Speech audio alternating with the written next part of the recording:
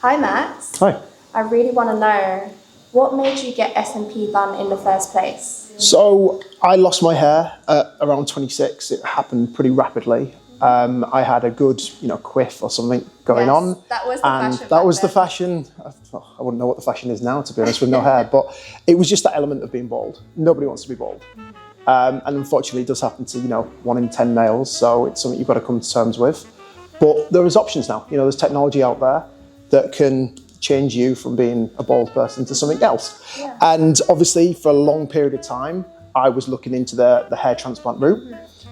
Did a lot of research, went to a lot of consultancies, got a lot of feedback in terms of, yeah, you're eligible, but it's going to cost 10 grand. That seems stupid. Was cost a factor for you? Cost was a huge factor. Yeah. Cost and also reliability. If you look at all these celebrities having hair transplants now, David Beckham's had one, like loads in secret. Paddy McGuinness was one, Wayne Rooney, they're all falling out. Yeah. They're not, everyone thinks it's like a quick solution for a long-term problem, but that problem's still going to come back. Yeah. And you're on drugs for the rest of your life, which was a major no-go for me. I suppose it's not sustainable, is it? That's it's a great word, sustainability. Same with us. We've seen many clients who have had hair transplants done in the past. Yeah.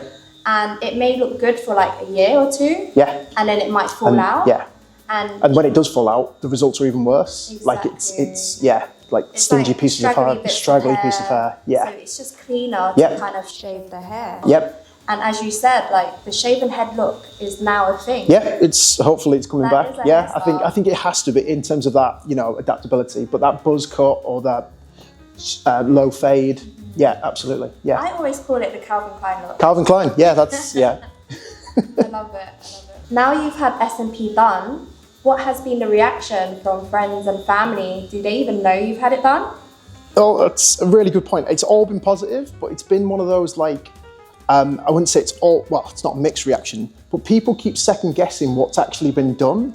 They almost question themselves, weren't you, there's something different. Yeah. The girls get it straight away. They can see it. We see everything. Yeah, but the guys, it's almost like an optical illusion, and they have to second guess, and then they question, is your hair growing back? That's the first thing they ask, which is always funny because it's not, but it's such a good natural result in terms of where the hairline is and how they have no idea. No idea. Yeah. A lot of my clients say, "Oh, people notice that I've had something done, but they can't put their finger on it." Exactly that. What is it that you have done? Yeah, that's it. Did you go to Turkey? Did you have a hair transplant? People question, am I at the early stages? Yeah, of a hair transplant.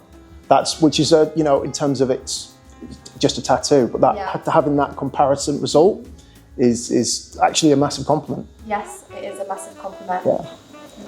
And another thing is the guys themselves aren't aware of the technology. So then you have to obviously go through, it's a tattoo. And educate them. Yeah. And then they always, it's almost a joke. They go close up? They go close up. Yeah, they go close up. And what do they say? And then they go, okay, when I'm really close, literally touching my head, they can obviously see the dots. Because they're looking out for it. Because they're looking out for it, yeah. But from that, face-to-face distance, it blends in so well that they can't distinguish where the real hair starts and where obviously my tattoo starts. Yeah, it blends in really nicely, really well. Seamlessly, like it grew out of your head. Yep. Yeah.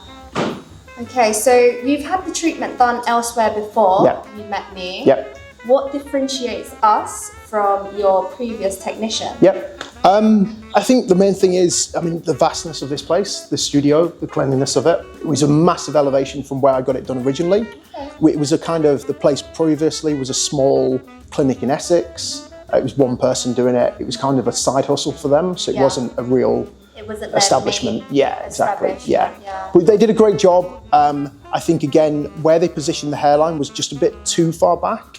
They did make it look natural, but it was just a bit, it needed to be a bit more elevated. So, are you happy with how we've lowered the hairline and gone slightly darker on this occasion? Yeah, absolutely. Yeah, it's all worked out perfectly in terms of that natural hairline. When I was looking for people to elevate it, it was really important that I maintained a natural looking hairline, not a line, but a hairline. Yes. And especially some of the contours of my face, the oval shape, and matching that was really important. Yeah, so we've definitely gone with the shape of your hairline. Yeah. We've also gone with the face morphology and how your face moves.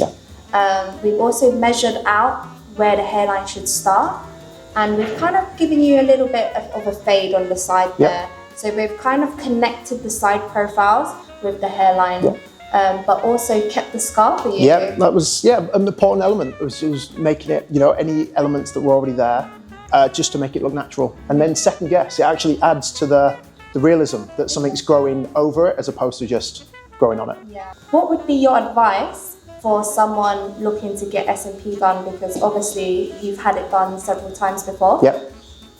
My advice would be do your research, but definitely take that as a serious option. Going to Turkey as a quick fix isn't the right move in any way, shape or form. I actually think in like 10 years time there's going to be a lot of what was the program? BBC Panorama style programs going, oh my God, I went to Turkey. You know, you heard it back in the early noughties with like butt lifts and boob transplant, BBLs. They're all coming out in the shadows now that actually it's a bit of a shady practice. They're not guaranteed. You can't regrow your hair until some big drug comes along and does change whatever the DNA is. Then unfortunately, I think making peace with that is part of the journey.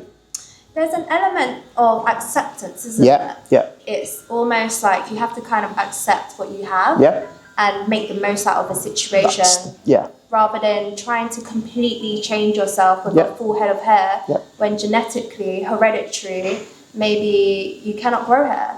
So I think you've done the right decision. Yeah, I do too. And I hope you're happy with our treatment Very and happy. our service so far. Yeah, good stuff. Yeah, thank you. Appreciate you. That's it. Good.